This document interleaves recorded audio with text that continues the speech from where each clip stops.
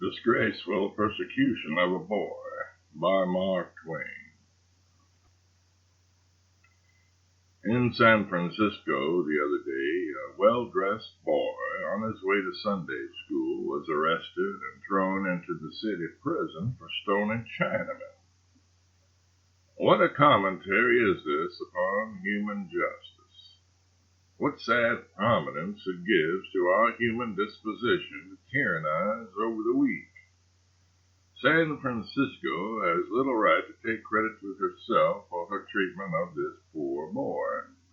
What had the child's education been? How should he suppose it was wrong to stone a Chinaman? Before we side against him along with outraged San Francisco, let us give him a chance. Let us hear the testimony for the defense. He was a well-dressed boy and a Sunday school scholar, and therefore the chances are that his parents were intelligent, well-to-do people with just enough natural villainy in their compositions to make them yearn after the daily papers and enjoy them. And so this boy had opportunities to learn all through the week how to do right, as well as on Sunday. It was in this way that he found out that the great Commonwealth of California imposes an unlawful mining tax upon John the Foreigner, and allows Patrick the Foreigner to dig gold for nothing, probably because the degraded Mongol is at no expense for whiskey,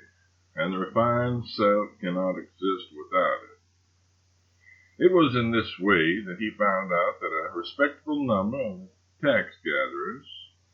it would be unkind to say all of them, collect the tax twice instead of once, and that, inasmuch as they do it solely to discourage Chinese immigration into the mines,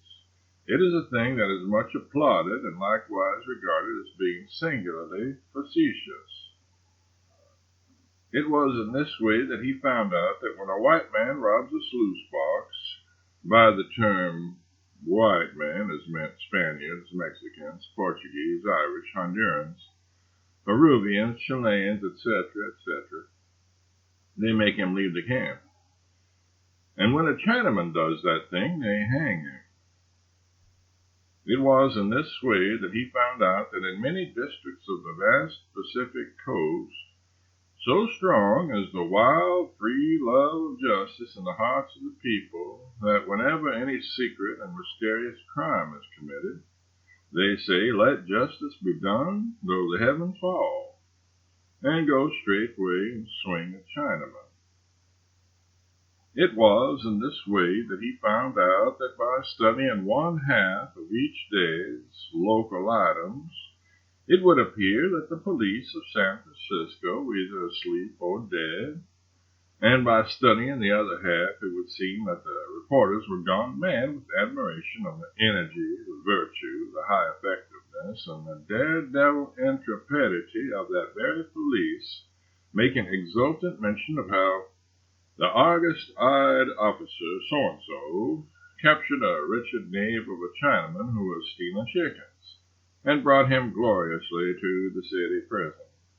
and how the gallant officer, such and such a one, quietly kept an eye on the movements of an unsuspecting, almond-eyed son of Confucius.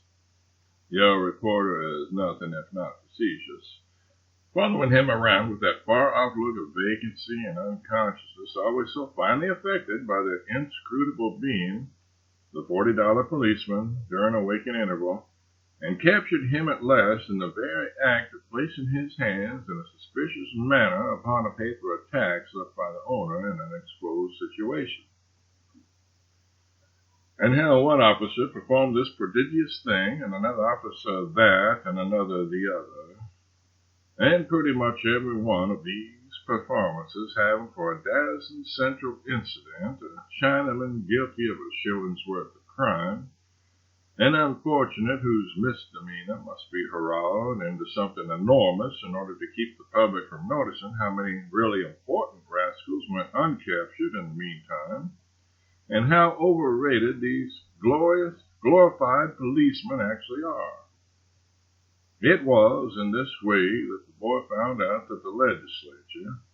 being aware that the Constitution has made America an asylum for the poor and the oppressed of all nations, and that therefore the poor and oppressed who fly to our shelter must not be charged the same admission fee, made a law that every Chinaman upon landing must be vaccinated upon the wharf, and pay to the state's appointed officer $10 for the service, when there are plenty of doctors in San Francisco who would be glad enough to do it for him for 50 cents. It was in this way that the boy found out that a Chinaman had no rights that any man was bound to respect, that he had no sorrows that any man was bound to pity, that neither his life nor his liberty was worth the purchase of a penny when a white man needed a scapegoat, that nobody loved Chinamen, nobody befriended them, nobody spared them suffering when it was convenient to inflict it. Everybody, individuals, communities, the majesty of the state itself, joined in hating, abusing, and persecuting these humble strangers. And therefore, what could have been more natural than for this sunny-hearted boy, tripping along to Sunday school with his mind teeming with freshly learned incentives to high and virtuous action, to say to himself, "Ah, there goes a Chinaman. God will not love me if I do not stone him." And for this he was arrested and put in the city jail. Everything conspired to teach him that it was a high and holy thing to stone a Chinaman, and yet he no sooner attempts to do his duty than he is punished for it. He, poor chap, who has been aware all his life that one of the principal recreations of the police out toward the gold refinery was to look on with tranquil enjoyment while the butchers of Brandon Street set their dogs on unoffending Chinamen and make them flee for their lives.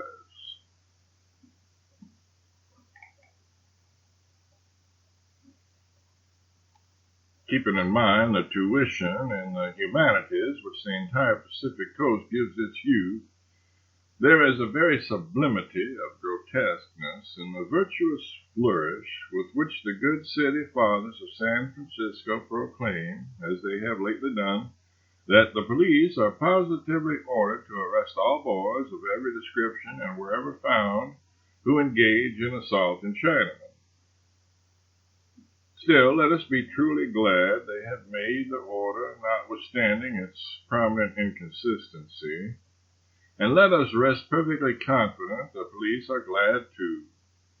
because there is no personal peril in arresting boys, provided they be of the small kind, and the reporters will have to laud their performances just as loyally as ever or go without items. The new form for local items in San Francisco will now be, "The ever-vigilant and efficient Officer So-and-so succeeded yesterday afternoon in arresting Master Tommy Jones after a determined resistance," etc., etc., followed by the customary statistics and final hurrah with its unconscious sarcasm. We are happy in being able to state that this is the 47th boy arrested by this gallant officer since the new ordinance went into effect. The most extraordinary activity prevails in the police department. Nothing like it has been seen since we can remember. Footnote: I have many such memories in my mind, but I'm thinking just at present of one particular one where the Brandon Street butchers set their dogs on a Chinaman who was quietly passing with a basket of clothes on his head. And while the dogs mutilated his flesh, a butcher increased the hilarity of the occasion by knocking some of the Chinaman's teeth down his throat with half a brick.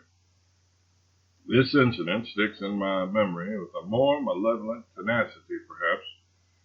on account of the fact that I was in the employ of a San Francisco journal at the time and was not allowed to publish it because it might offend some of the peculiar element that subscribed for the paper.